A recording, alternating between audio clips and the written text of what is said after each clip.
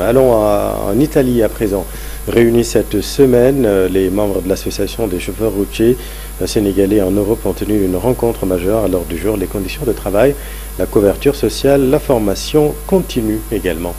Voyons tout cela avec Augustin Faye. La ville de Verdelho, dans la province de Bergame en Italie, a accueilli un événement marquant pour la diaspora sénégalaise, l'Assemblée générale de l'Association des chauffeurs routiers sénégalais en Europe.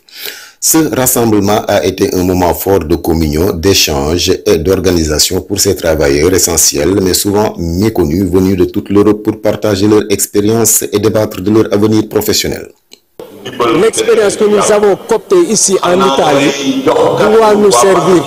au Sénégal. Parce qu'il ne s'agit pas juste de venir, de faire sa vie en soi, de faire des économies pour soi, mais de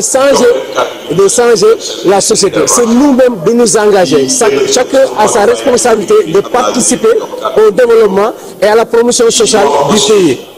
L'ambassadeur Ngor Ndiaye a salué l'engagement et la solidarité des membres de l'association des chauffeurs routiers sénégalais en Europe, réaffirmant le soutien de l'ambassade pour accompagner les actions de l'association, notamment dans le domaine administratif et consulaire.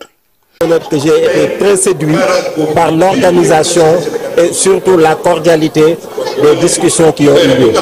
Je félicite le président sortant, M. Diouf, et j'encourage le président entrant, M. Sey, à rester dans cette dynamique de réunir les Sénégalais autour de l'essentiel. Les débats ont été particulièrement riches, abordant plusieurs thématiques majeures comme les conditions de travail, souvent difficiles, marquées par la solitude et la pression professionnelle. J'exhorte le gouvernement de travailler davantage pour que les permis soient donnés dans les bonnes et dues formes. Parce que les autorités italiennes,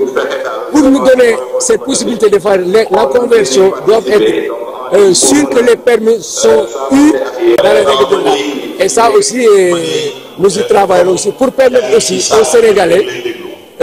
parce qu'il y a une loi qui s'appelle Legge Flussi, que chaque année l'État italien organise pour faire venir des travailleurs de l'extérieur. Et dans ce sens, ils cherchent toujours à trouver des professionnels.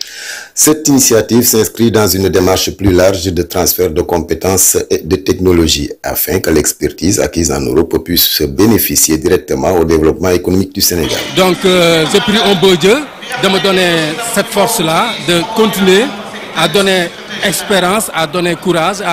au groupe et d'avancer ensemble et continuer les réalisations que depuis la création de l'association que nous avons entamée. ñuy jeexalee xibaar yi bitim réew ak su doomu Sénégal ya ne ca Italie bokk ci association des chauffeurs routiers sénégalais en Europe ñoom ñoo amal ndaje ngoo xam ni waxtaane nañ seen liggéey waaye it wàllu formation ak nu ñuy def ñoom ba seen expérience jëriñ Sénégal dañuy dem ba Italie fekk fa Augustin Faye ci leeral. bés gi ñu génn dëkk bii di Bergame ci réewum Italie dalal na ndajeb mbootaay gii di association des chauffeurs routiers sénégalais en Europe mu waral ko gën a ñoŋal nag li nga xam ne moo di seen liggéey di chauffeur routier ak lii di ëllëgam ci réewum Europe yi. sant bu baax ci résultat yi nga xam ne wax dëgg yàlla association bi def na ko ci ay jéego surtout ci secteur bi nga xam ne ci lañ nekk muy secteur transport. li ci am solo mooy bi ñu koy taxawal muy taxawu sénégalais yi nga xam ne ñoo ciy yëngu ci métier bi ñuy wax muy métier chauffeur professionnel surtout sénégalais en Europe di sant yàlla bu baax ci jéego yi nga xam ne def nañ ko ndax ñu commencé ci groupe WhatsApp dem ba tey ñu nekk ci 400 membres ak li ñu def lépp ci taxawaay doomu aadama moo xam ci côté yëpp wax dëgg yàlla bu ñu ko doon lim tey bari na lool ndax suñu objectif moo doon. D'abord dajale sénégalais yi ci secteur bi ñu ne ba képp koo xamante ni tey sa xel bëgg naa dugg ci métier bi wala nga nekk ci wala nga am jafe-jafe yi nga am taxawaay boo xamante ni day am foo mën a dem muy association bi tey nga xam ne tey mën naa ne barab la boo xamante ni rawwaay la ci bépp sénégalais wala bépp chauffeur boo xamante ni yaa ngi def transporteur wala yaa ngi def transport rawatina ngay chauffeur. waxtaan yi nag tënku na ci jafe-jafe yu ñu di am ci seen wàllu liggéey ni ki chauffeur routier waaye it lu jëm ci wàllu formation te war a dëppoo it ak jamono. association bi d'abord bi mu taxawee ba organiser wu légalement ci réew mi yor niveau bi nga xam ne bépp lu ñu laaj association am nañ ko ci structuré ko li ci des nag mooy projet yi nga xam ne nekk na ci suñu kanam en tant que sénégalais en tant que association catégorie raw lu mel ni tey lu mel ni convertir permis yi nga xam ne tey en tant que sénégalais yu nekk fii ci Europe mënuñ suñu permis sénégalais yi mënuñu ko convertir ñun def nañ ci jéego yu am solo en tant que association catégorie liñ ci war pour yëgal ko suñu autorités yi yëgal ko autorités italiens yi demander leen ko ba xam ne lu war la ñu am ko ni ko yeneen xeeti amee